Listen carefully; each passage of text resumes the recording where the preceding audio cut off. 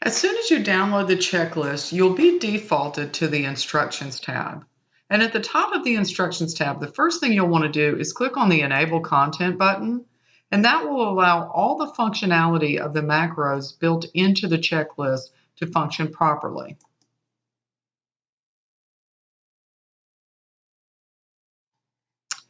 On the Instructions tab, there are several items of instructions that help you navigate through the checklist. One of the important items is in this section right here on completing the assignment information. I would suggest reading all of the information in the Instructions tab. Today, we're not going to spend time reading all of that. We're just going to demonstrate the functionality of the checklist.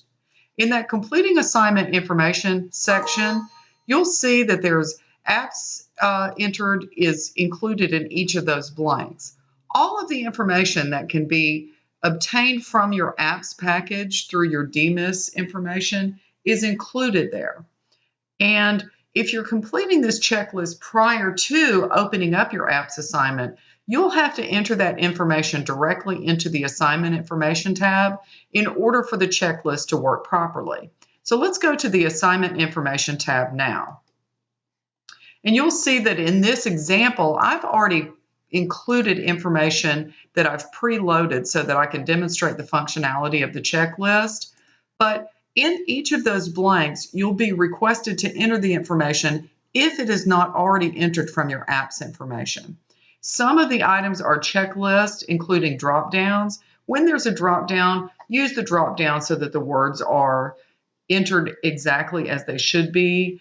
When there is a drop down, if it's not entered exactly as it's demonstrated here, for example, if you typed in NO without a capital N, you would get an error message. So when you do see the drop down, go ahead and use the drop down content instead of entering by typing. All of this information was entered. As I said, I entered it directly, but much of it would come from your apps information if you are within your apps package, and this would be work paper 31A in your apps package. The next item you'll want to do is go to the adequacy checklist itself.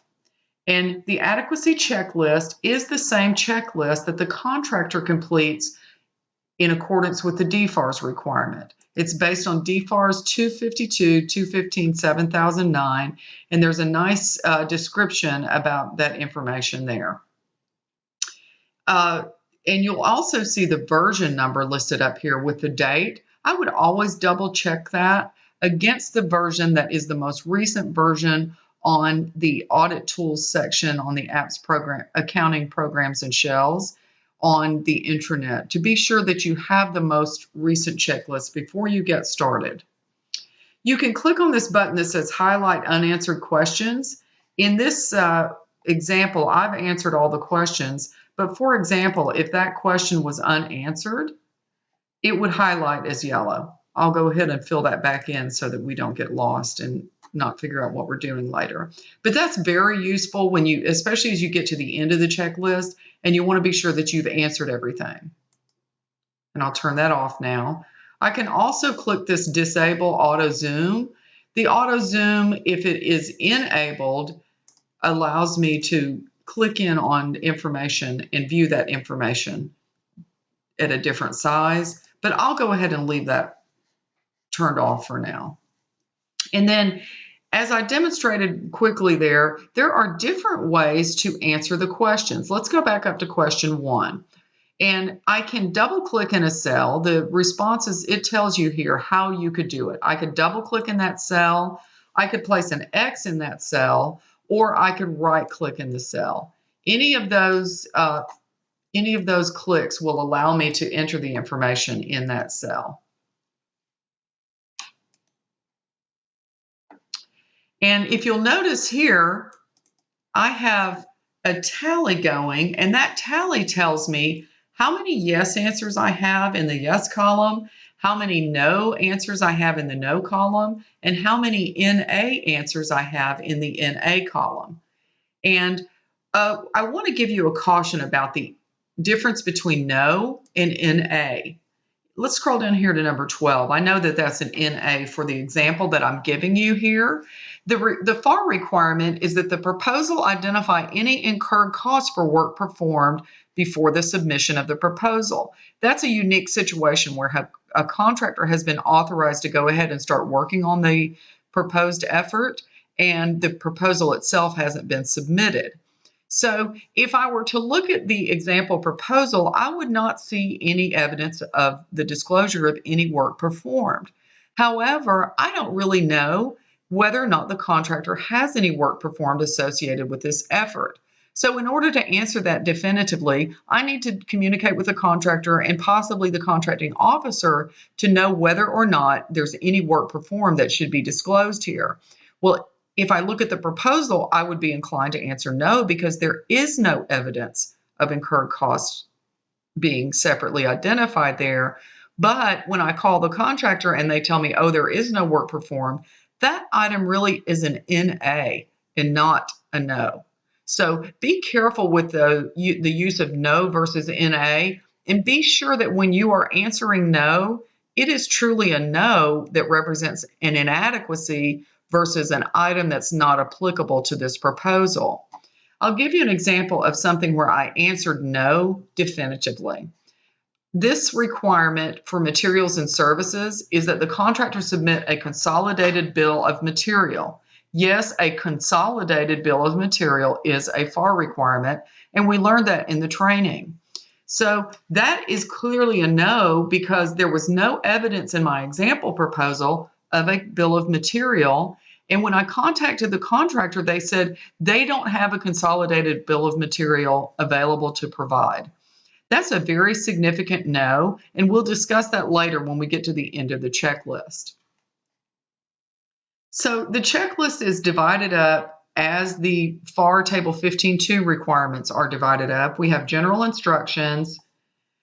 It goes into the cost elements, materials, subcontracts. We discuss the FAR requirements for exceptions to certified cost or pricing data. The checklist covers interorganizational transfers, direct labor, other costs, indirect costs, and then submission of line items in the proposal. And again, these are all Table 15.2 requirements. If we were to go back through our training that we've gone through today, you would see that the training is laid out in the same format, and we discussed all of the requirements as we progress through the items required by FAR. So ultimately, there are 36 questions that relate to the content of the proposal. And as I said, I have already completed those questions so I can demonstrate the functionality of the checklist to you. But as you go through your proposal, what would be helpful to you is, if you are unsure of what the requirements are for a particular item. For example, let's go look at the materials item that we're answering no to here, that the contractor did not provide a consolidated bill of material. If I were to navigate to this FAR requirement, Table 15.2, Section 2, Paragraph A, it would tell me exactly what is required from the contractor.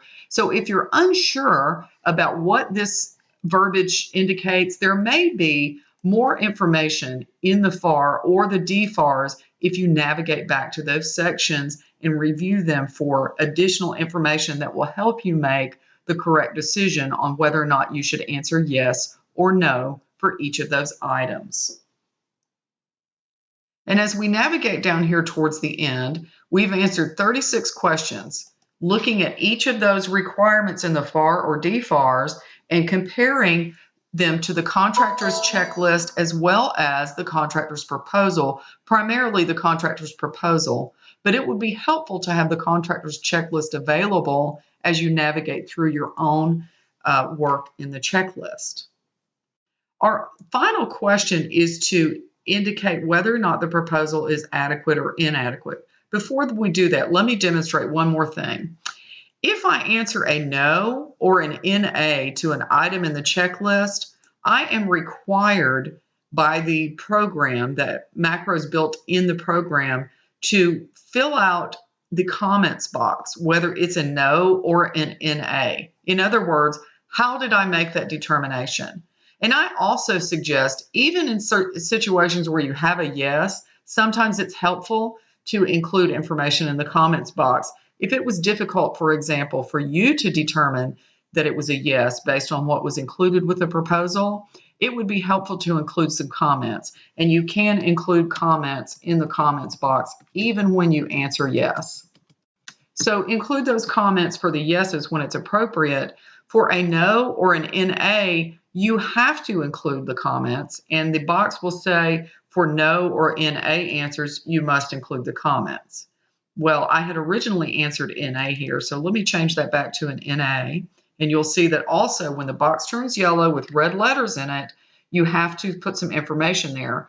There's no need to delete that information. You can just put your cursor there in the box and start typing. And I think originally what I had said that this is not an incentive contract.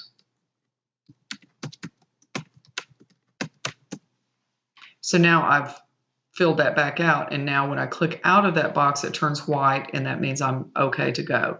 Yellow with red letters is not good. You want to make sure you have something there. So our final question, after we get through the 36 content questions, our final question is whether or not we believe the proposal is adequate or inadequate. This is not a tally of how many questions are answered yes or no or NA. This is based purely on your auditor judgment. In the circumstances, do the items that you've answered no to prohibit you from being able to perform the audit? So in our case, the two no's that I had were that there was no consolidated bill of material.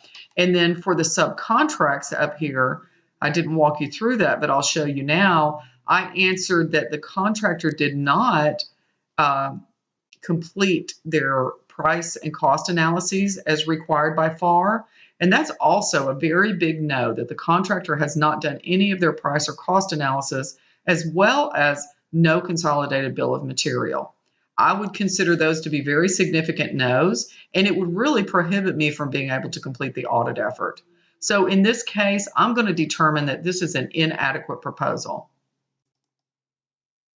because those are severe deficiencies, and I would have to explain that here, that there is no consolidated bill of material as well as no cost or price analyses, which is the contractor's responsibility, provided with the proposal. We discussed with the contractor, and they advised this information will not be provided. That's a very significant weakness in that proposal, and as a result, we would not be able to get a timely examination of that proposal due to the severity of those deficiencies. Our next step would be to notify the contracting officer, and we should call the contracting officer and discuss these deficiencies with them prior to notifying them with the notification letter that I'm going to demonstrate to you. But once we finish that, we've made our determination. Our next step is to complete the items in the checklist.